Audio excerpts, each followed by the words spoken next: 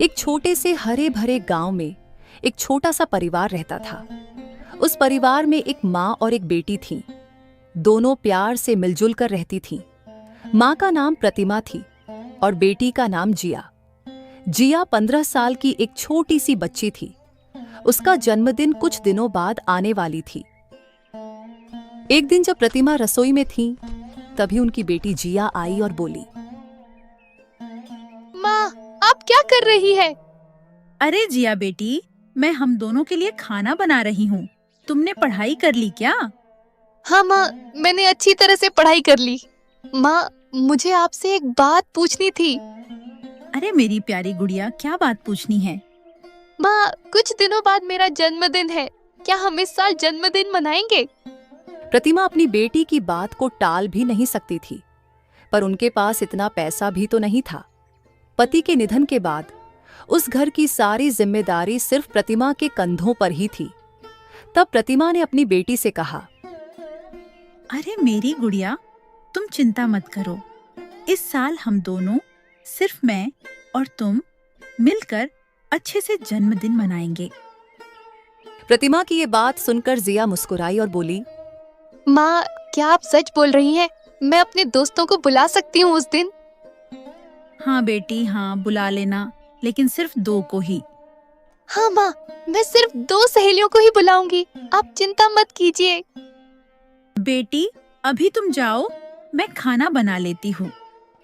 हाँ माँ, मैं जाती हूँ। आप खाना बना लीजिए।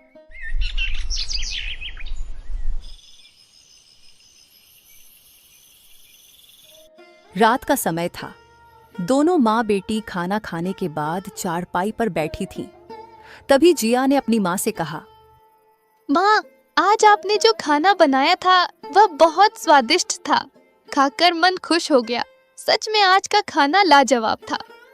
मेरी प्यारी गुड़िया को तो हमेशा मेरे हाथ के बने खाने अच्छे ही लगते हैं। और आज तो तू बहुत खुश दिख रही है। जन्मदिन आने वाला है ना, इसलिए इतनी खुश है। हाँ माँ, इस बार हम जन्मदिन मनाएंगे। सोचकर ही बहुत अच्छा लग रहा है। आपने जब हाँ कही ना, तो मन जैसे खिल गया। आप तो सबसे प्यारी माँ हैं। पति के निधन के बाद प्रतिमा के जीवन में जिया ही उसकी पूरी दुनिया बन गई थी।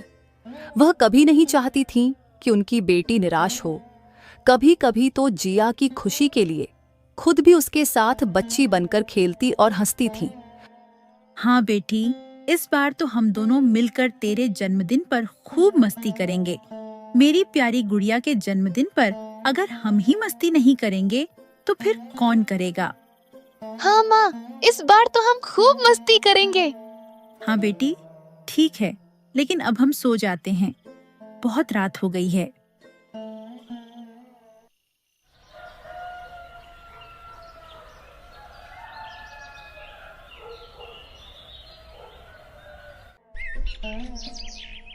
कुछ दिन बीत गए और जिया का जन्मदिन आ गया। अब वह 16 साल की हो गई थी। जिया सुबह उठकर चारपाई पर बैठी ही थी कि तभी प्रतिमा उसके पास आई और बोली, अरे मेरी प्यारी गुड़िया उठ गई। जन्मदिन मुबारक हो मेरी बेटी। तू अब 16 साल की हो गई। देखो तो, मेरी नन्ही सी बच्ची अब कितनी बड़ी हो गई है।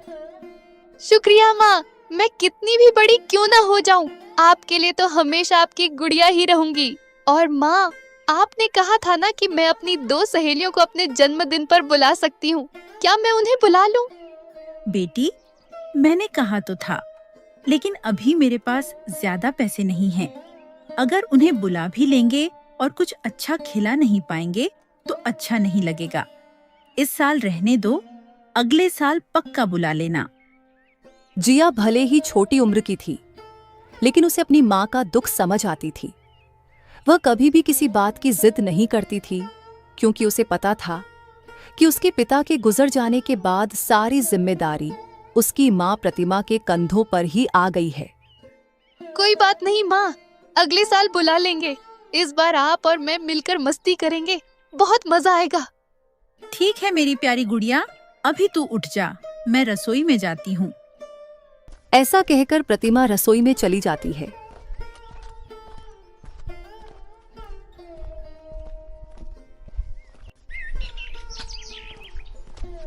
कुछ समय बाद प्रतिमा के घर उनकी पड़ोसी मीना आ जाती है और उन्हें बुलाने लगती है। अरे प्रतिमा बहन, कहाँ हो तुम? जरा बाहर तो आओ। मीना की पुकार सुनकर प्रतिमा बाहर आ जाती है और कहती है,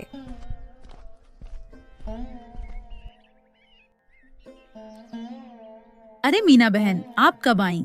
बैठिए ना। प्रतिमा के ऐसा कहने के बाद दोनों चारपाई पर बैठ जाती हैं। बहुत दिनों बाद आना हुआ मीना बहन, सब ठीक तो है ना? हाँ हाँ प्रतिमा बहन, सब कुछ ठीक ही है। दरअसल आज मेरी बेटी का जन्मदिन है तो सोचा पड़ोस के सभी को थोड़ी मिठाई बांट दूं। अरे वाह मीना बहन, आपकी बेटी का भी आज जन्मदिन है। दरअसल मेरी बेटी जिया का भी आज ही जन्मदिन है। अरे वाह प्रतिमा बहन, ये तो बहुत अच्छी बात है। तुम्हारी और मेरी दोनों की बेटी का आज एक साथ जन्मदिन है। हाँ मीना बहन, मेरी तरफ से आपकी गुड़िया को जन्मदिन की ढेर सारी बधाइयाँ देना। ठीक है प्रतिमा बहन, जिया को भी मेरी तरफ से जन्मदिन की बधाइयाँ देना। अभी आप ये मिठाई लीजिए, मैं चलती हूँ, नहीं तो देर हो जाएगी। ऐसा कहकर मीना प्रतिमा को मिठाई देकर चली गई।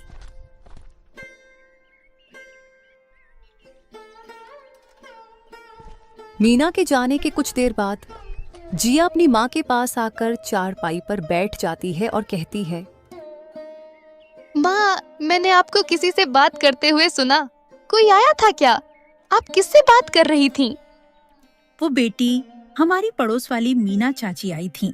उनकी बेटी रीमा की आज जन्मदिन है तो वे सबको मिठाई बांट रही थीं। अरे वाह माँ, ये तो बहुत अच्छी बात है। आज मेरा भी जन्मदिन है। हाँ बेटी, भगवान जो भी करते हैं अच्छे के लिए ही करते हैं। तेरे जन्मदिन के दिन खुद हमारे घर मिठाई आ गई। हाँ माँ, आपने बिल्कुल सही कहा। हाँ बेटी, अभी मैं रसोई में जाती हूँ, तुम्हारे जन्मदिन की तैयारी जो करनी है। प्रतिमा अपनी बेटी से ऐसा कहकर रसोई में चली जाती है।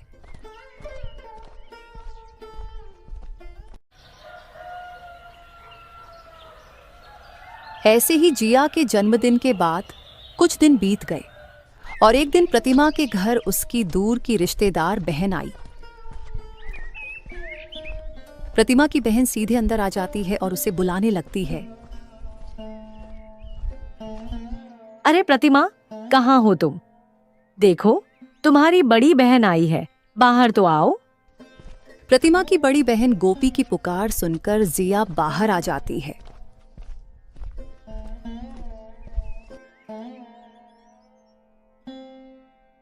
अरे मासी, आप कब आई? और सीमा दीदी क्यों नहीं आई मासी? अरे जिया बेटी, अब तुम्हारी सीमा दीदी की शादी हो गई है। वो अब अपने ससुराल में रहती है। और तेरी सीमा दीदी तो शादी के बाद मुझे भूल ही गई है, मेरी खबर तक नहीं लेती। ऐसे ही गोपी और जिया की बातों के बीच प्रतिमा आ जाती है। अपनी दीदी को देखकर वह खुश हो जाती है और कहती है, अरे दीदी, आप कब आई? आप इतने दिनों बाद आई हैं, आपको देखकर बहुत खुशी हुई। वैसे सीमा कैसी है? शादी के बाद उससे मुलाकात ही नहीं हुई। अरे प्रतिमा, अब तुझे क्या ही बताऊं, सीमा की शादी के बाद तो मेरी पूरी दुनिया ही बदल गई है। प्रतिमा को अपनी दीदी की बात सुनकर एहसास हुआ कि वह भीतर ही भीतर कुछ दुखी और परेशान है। इसलिए उसने प्यार से जिया को अंदर जाने को कहा। फिर वो अपनी दीदी गोपी के साथ चारपाई पर बैठ गई और नरम स्वर में बोली, दीदी, अब बताइए क्या हुआ है? क्या सीमा ने कुछ किया है? प्रतिमा, अब तुझे क्या ही बताऊं, सीमा तो शादी के बाद पूरी तरह बदल गई है। पहले जैसी प्यारी, हंसमुख और अपनी माँ की चिंता करने वाली बेटी अब तो जैसे कहीं खो सी गई है। अब वो मुझे भूल ही गई है, मेरी एक भी खबर तक नहीं लेती। मैं कैसी हूँ, क्या कर रही हूँ, कोई पूछने वाला नहीं रहा। दिल बहुत दुखता है प्रतिमा। कभी कभी तो लगता है उसकी शादी कराकर शायद मैंने गलती ही कर दी। अपनी दीदी गोपी की बातें सुनकर प्रतिमा का मन अचानक भारी हो गई। वह घबरा सी गई क्योंकि वह खुद भी एक बेटी की माँ थी। दीदी के दुख भरे शब्द सुनकर उसके दिल में भी एक अनजाना डर घर करने लगा। कहीं भविष्य में उसकी जिया के साथ भी ऐसा कुछ न हो जाए। अरे प्रतिमा, अब तुम किस सोच में डूब गई हो? मेरी तो किस्मत ही खराब है शायद, इसी वजह से आज मुझे ऐसा दिन देखना पड़ रहा है। दीदी, आपकी बात सुनकर मेरा मन भी घबरा गया। आखिर मैं भी तो एक बेटी की माँ हूँ ना। अरे प्रतिमा, तुम चिंता मत करो, बस मेरी ही किस्मत थोड़ी खराब थी, तभी मेरे साथ ऐसा हुआ। इसका मतलब ये नहीं कि हर किसी के साथ ऐसा ही होगा। गोपी की ये बातें सुनने के बाद भी प्रतिमा के मन में डर घर कर गया था, क्योंकि उसके जीवन में जिया के अलावा और कोई नहीं था।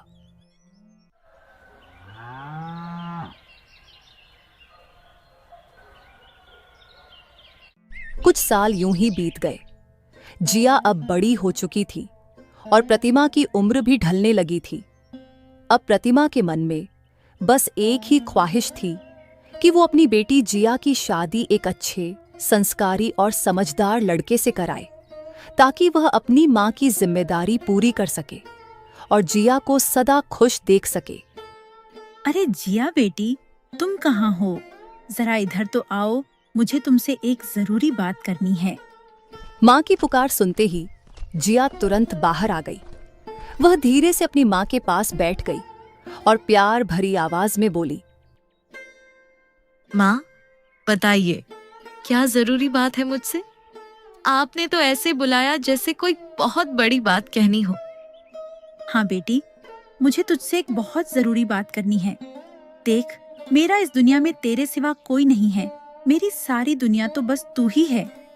अब मेरी उम्र भी धीरे धीरे ढलती जा रही है और मैं चाहती हूँ कि तेरा जीवन सुकून और खुशियों से भरा हो। इसलिए मैं सोच रही हूँ कि अब तेरी शादी एक अच्छे, संस्कारी और समझदार लड़के से कर दूं। और बेटी, तेरे लिए एक बहुत अच्छा रिश्ता भी आया है। लड़का भी बहुत अच्छा है। माँ की बातें सुनकर जिया कुछ देर तक चुप रही, मानो किसी गहरी सोच में डूब गई हो। फिर धीरे से अपनी माँ की ओर देखते हुए बोली, माँ, ये आप क्या कह रही हैं? मुझे शादी नहीं करनी है। मैं आपको छोड़कर कैसे रहूंगी? और आप भी तो मेरे बिना नहीं रह सकती। फिर ये शादी की बातें क्यों कर रही हैं? मुझे तो हमेशा आपके साथ ही रहना है। अरे बेटी, ये तो संसार का नियम है। लड़की जब जन्म लेती है तो एक न एक दिन उसे अपने घर से ससुराल जाना ही पड़ता है। और वैसे भी मैं अब कितने दिन की मेहमान हूँ। मेरे बाद तेरा सहारा कौन होगा?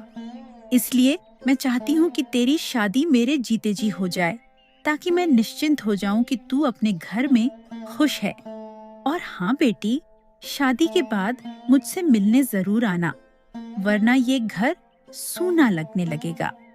माँ की बातें सुनकर जिया कुछ पल चुप रही, फिर धीमे स्वर में बोली, माँ, मुझे थोड़ा समय चाहिए। मैं अच्छे से सोचकर, मन को समझाकर आपको बताऊंगी। अभी मेरा दिल कुछ समझ नहीं पा रहा है।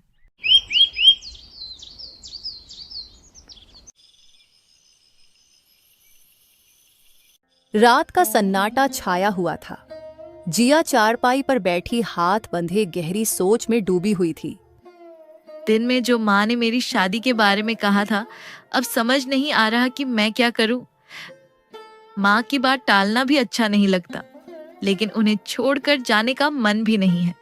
माँ ने ये भी कहा था कि लड़का बहुत अच्छा है, फिर भी दिल कहीं ना कहीं रुक सा गया है। शायद ठीक रहेगा अगर मैं माँ से एक बार खुलकर बात कर लूं। जिया जब ऐसे ही सोच में डूबी होती है, तभी प्रतिमा जिया को खाना खाने बुलाने आ जाती है।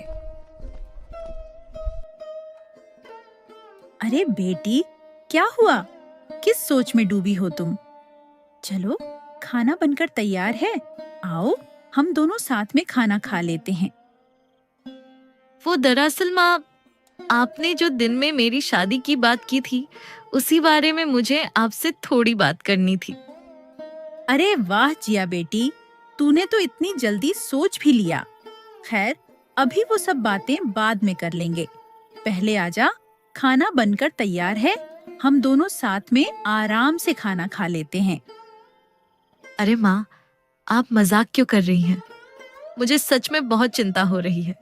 खाना तो बाद में भी खा लेंगे, पहले आप जरा बैठिए, मुझे आपसे एक जरूरी बात करनी है। मेरी प्यारी गुड़िया, मैं मजाक नहीं कर रही हूँ। चलो पहले खाना खा लेते हैं, फिर आराम से बैठकर बातें करेंगे। तुझे जो भी कहना है खाना खाने के बाद अच्छे से बता देना। अभी चल, नहीं तो खाना ठंडा हो जाएगा। प्रतिमा की बात सुनकर जिया चुपचाप उठी, कुछ नहीं बोली और धीमे कदमों से रसोई की ओर चली गई ताकि मां के साथ खाना खा सके। ऐसे ही मां और बेटी रसोई में आकर साथ बैठकर खाना खाने लगी। जिया बेटी, अब बता, तुझे मुझसे इतनी जरूरी बात क्या करनी थी? तेरे चेहरे से लग रहा है कुछ तो बात दिल में दबा रखी है। माँ, आपने जो दिन में मुझसे कहा था कि आप मेरी शादी कराना चाहती हैं ताकि आगे चलकर मुझे कोई तकलीफ ना हो, वो बात मैं समझती हूँ, लेकिन माँ, आप अकेली कैसे रहेंगी मेरे बिना? और हाँ, जिस लड़के के बारे में आपने बताया था, वो करता क्या है? थोड़ा और बताइए ना उसके बारे में। सुन बेटी, मैं तुझे बताती हूँ, वो लड़का बहुत अच्छा है। उसका अपना एक दुकान है और मेहनती भी बहुत है। यकीन मान, वो तुझे हमेशा खुश रखेगा। और हाँ, मेरे लिए इतना मत सोच, अब मैं इस दुनिया की मेहमान बस कुछ ही दिनों की हूँ। जब तक जिंदा रहूंगी, बस यही चाहती हूँ कि तू और दामाद जी कभी कभी आकर मेरा हाल लेते रहो। मेरा आशीर्वाद हमेशा तेरे साथ है बेटी। तू बस हमेशा मुस्कुराती रह, यही मेरी सबसे बड़ी खुशी होगी। ठीक है माँ, अगर आपको इसी में खुशी मिलती है तो मैं आपके फैसले के लिए तैयार हूँ। आपके चेहरे की मुस्कान ही मेरे लिए सबसे बड़ी बात है। आपने हमेशा मेरे लिए इतना कुछ किया है, मेरे लिए हर दर्द सहा है, हर बलिदान दिया है। आप मेरे लिए कभी बुरा सोच ही नहीं सकती। इसीलिए माँ, आप जो भी कहेंगी मैं मान लूंगी। बस आप हमेशा खुश रहें, यही मेरी सबसे बड़ी इच्छा है। ऐसे ही जिया ने अपनी मां की बात मान ली और शादी के लिए हाँ कर दी। यह देखकर प्रतिमा के चेहरे पर चमक आ गई और उसने तय किया कि जिस लड़के का जिक्र उसने जिया से किया था, जिसका नाम अनिल है, उसे अगले दिन अपने घर बुलाया जाए ताकि दोनों एक दूसरे से मिल सके और बात आगे बढ़ सके।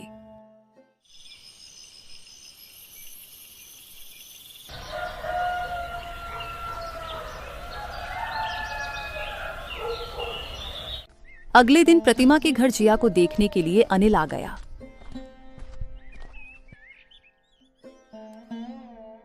बेटे अनिल, तुम्हें आने में कोई तकलीफ तो नहीं हुई ना? नहीं माँ जी, मुझे यहाँ आने में बिल्कुल भी कोई तकलीफ नहीं हुई, बल्कि आपका घर देखकर तो बहुत अच्छा लगा। वैसे आप कैसी हैं? असल में अनिल के माता पिता का देहांत तब हो गया था जब अनिल बहुत छोटा था। इसलिए इस शुभ अवसर पर, जहां आम तौर पर माता पिता साथ होते हैं, वहां अनिल आज अपने जीवन का यह महत्वपूर्ण कदम अकेले ही उठाने आया था। अनिल बेटा, मैं तो ठीक ही हूँ। बस अब एक ही ख्वाहिश बाकी है कि अपनी बेटी की शादी एक अच्छे और समझदार लड़के से कर दूं, ताकि वह अपने ससुराल में हमेशा खुश रहे। वैसे अनिल बेटा, तुम्हारे दुकान का कामकाज इन दिनों कैसा चल रहा है? कामकाज तो बहुत अच्छा चल रहा है माँ जी, और आप बिल्कुल चिंता मत कीजिए। मैं वादा करता हूँ कि आपकी बेटी को हमेशा खुश रखूंगा, उसे कभी किसी चीज की कमी महसूस नहीं होने दूंगा। हाँ बेटा, मुझे तुम पर पूरा भरोसा है कि तुम मेरी बेटी को हमेशा खुश रखोगे। अनिल बेटा, इस दुनिया में जिया के अलावा मेरा कोई नहीं है। उसके जाने के बाद मैं बिल्कुल अकेला पड़ जाऊंगी। बस यही उम्मीद रखती हूँ कि तुम दोनों कभी कभी मेरी खबर लेने आते रहोगे, ताकि मुझे ये एहसास बना रहे कि मेरी बेटी सच में खुश है। आप चिंता मत कीजिए माँ जी, मैं वादा करता हूँ कि आपकी बेटी को हमेशा खुश रखूंगा। उसका हर सपना पूरा करने की कोशिश करूंगा। लेकिन माँ जी, अगर आपकी इजाजत हो तो मैं अभी जिया से भी मिलना चाहूंगा, ताकि उससे कुछ बातें कर सकूं और उसे थोड़ा बेहतर जान सकूं। हाँ बेटा, बिल्कुल। तुम दोनों का आपस में बातें करना और एक दूसरे को समझना बहुत जरूरी है। आखिर अब तुम दोनों को पूरी जिंदगी एक साथ बितानी है। जितना बेहतर तुम एक दूसरे को जानोगे, उतना ही मजबूत तुम्हारा रिश्ता बनेगा। हाँ माँ, आपने बिल्कुल सही कहा। मैं पूरी कोशिश करूंगा कि मैं जिया को अच्छे से समझ सकूं, उसके हर एहसास और पसंद को जान सकूं, ताकि मैं उसे हमेशा खुश रख सकूं और उसके चेहरे पर मुस्कान बनी रहे। ठीक है बेटा, तुम यहीं बैठो। मैं अभी जिया को बुलाती हूँ। उसे भी अच्छा लगेगा तुमसे मिलकर। आखिर उसकी नई जिंदगी की शुरुआत तुमसे ही तो होने वाली है। ऐसा कहकर प्रतिमा मुस्कुराई और धीरे धीरे अंदर चली गई जिया को बुलाने। कुछ ही देर बाद जिया चाय लेकर बाहर आई। जिया शर्माते हुए अनिल के पास बैठ गई। आप चाय पीजिए ना, मैंने खुद अपने हाथों से बनाई है। उम्मीद है आपको पसंद आएगी। जिया, चाय तो जरूर पी लूंगा। वैसे तुम बताओ, तुम कैसी हो? और हाँ, तुम्हें कैसा लड़का पसंद है? मेरा मतलब तुम्हारे हिसाब से वो कैसा होना चाहिए, उसका स्वभाव, उसका तौर तरीका, सब बताओ ना। मैं ठीक हूँ। और जहाँ तक आपने पूछा कि मुझे कैसा लड़का चाहिए, तो वैसी मेरी कोई खास ख्वाहिश नहीं है कि उसे ये करना चाहिए या वो होना चाहिए। बस इतना चाहती हूँ कि वो दिल से अच्छा इंसान हो, मुझे समझे, खुश रखे और सबसे जरूरी, मेरी माँ को अपनी माँ जैसा मान सम्मान दे। ऐसे ही दोनों की बातें चल रही थीं कि तभी प्रतिमा वहां आ गई और मुस्कुराते हुए बोली, जिया बेटी, अनिल बेटा, तुम दोनों ने आराम से बातें कर ली ना? थोड़ा एक दूसरे को जान लिया ना? हाँ माँ जी, जिया और मैंने काफी देर तक बातें की। मुझे जिया बहुत समझदार और सच्ची लगी। मुझे ये रिश्ता पूरी तरह से मंजूर है। अब आखिरी फैसला जिया के हाथ में है। माँ, मुझे भी इस रिश्ते से कोई एतराज नहीं है। अनिल मुझे एक अच्छे और सच्चे इंसान लगे और मुझे लगता है कि इनके साथ मैं खुश रहूंगी। अच्छा, तो ठीक है। अगर तुम दोनों को ये रिश्ता मंजूर है, तो इससे बढ़कर खुशी की बात और क्या हो सकती है। अब बस शादी की तैयारियां शुरू करनी है और शुभ दिन तय करना है। और इसी तरह अनिल और जिया का रिश्ता पक्का हो गया।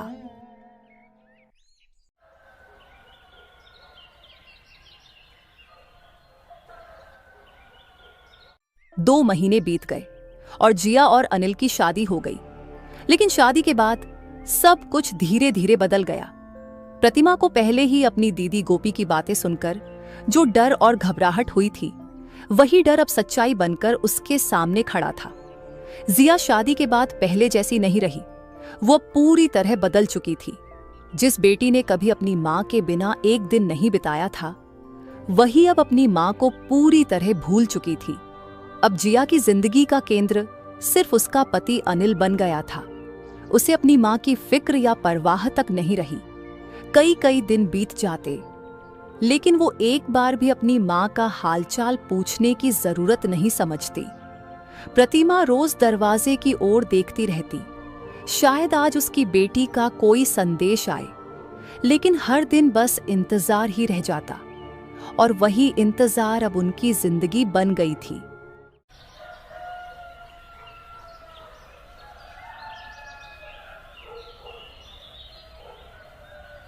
दुकान में इस बार बहुत बड़ा घाटा हो गया है। अब तो घर का खर्च चलाना भी मुश्किल हो गया है। समझ नहीं आ रहा कि क्या करूं, किससे मदद मांगूं। इतने बड़े नुकसान का सामना पहले कभी नहीं करना पड़ा था। हालत यह है कि दुकान खोलने के लिए अब दुकान में सामान तक नहीं बचा और नया माल लाने के लिए भी पैसे नहीं हैं। सच कहूं तो जिंदगी जैसे ठहर सी गई है, कोई रास्ता नजर नहीं आ रहा। अनिल की ये सारी बातें सुनकर जिया का दिल भारी हो गया। उसने दुखी स्वर में कहा, अब हमारा क्या होगा भला? समझ नहीं आता भगवान हमें किस गलती की सजा दे रहे हैं। दुकान बंद हो गई, अब घर कैसे चलेगा? रोजी रोटी का क्या होगा? सोचकर ही दिल डर से भर जाता है। कभी सोचा भी नहीं था कि ऐसा दिन भी देखना पड़ेगा। भाग्यवान। मुझे लगता है कि हमने शादी के बाद जब तुम्हारी माँ से रिश्ता तोड़ लिया था, जब उन्हें अकेला छोड़ दिया था, शायद भगवान हमें उसी गलती की सजा दे रहे हैं। इंसान चाहे जितना भी आगे बढ़ जाए, लेकिन माँ का दिल तोड़ने की कीमत कभी न कभी चुकानी ही पड़ती है। जब अनिल और जिया की जिंदगी में मुसीबतों का तूफान आ गया, तब जाकर दोनों को अपनी की हुई गलती का एहसास हुआ। उन्हें समझ आया कि इंसान की असली ताकत धन या दुकान नहीं होती, बल्कि अपनों का साथ और उनका आशीर्वाद होता है, जिसे उन्होंने खुद अपने हाथों से खो दिया था।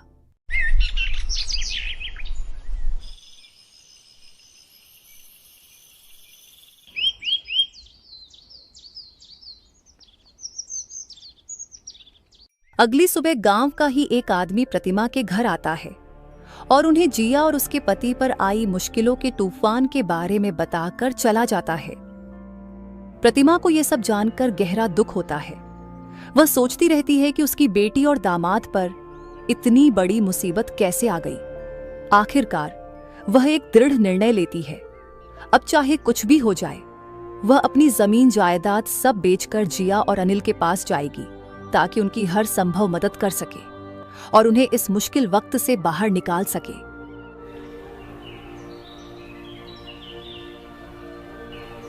2 दिन बीत गए और प्रतिमा ने अपनी सारी जमीन जायदाद बेचकर अपनी बेटी जिया की मदद करने के लिए उसके घर पहुंच गई। प्रतिमा को अचानक देखकर जिया और अनिल हैरान रह गए। प्रतिमा ने उनके चेहरे की घबराहट देख मुस्कुराने की कोशिश की और धीरे से बोली, जिया बेटी, अनिल बेटा, मुझे तुम्हारी सारी परेशानियों के बारे में पता चल गया है, लेकिन तुम दोनों चिंता मत करो। मैं हूं ना, मेरे रहते तुम्हारे ऊपर कोई मुसीबत कभी नहीं आने दूंगी। जब तक सांस चल रही है, मैं तुम्हारे साथ खड़ी रहूंगी। प्रतिमा की ये बातें सुनकर जिया की आंखों में आंसू भर आए। अनिल और जिया दोनों को अपनी गलती का गहरा एहसास हो गया। उन्होंने भावुक होकर प्रतिमा से माफी मांगी और उस दिन से जिया और अनिल ने तय किया कि अब मां उनके साथ इसी घर में रहेंगी। और इसी के साथ प्रतिमा के दुख भरे दिनों का अंत हुआ। घर में फिर से खुशियों की रौनक लौट आई और सबके चेहरों पर सुकून भरी मुस्कान खिल उठी।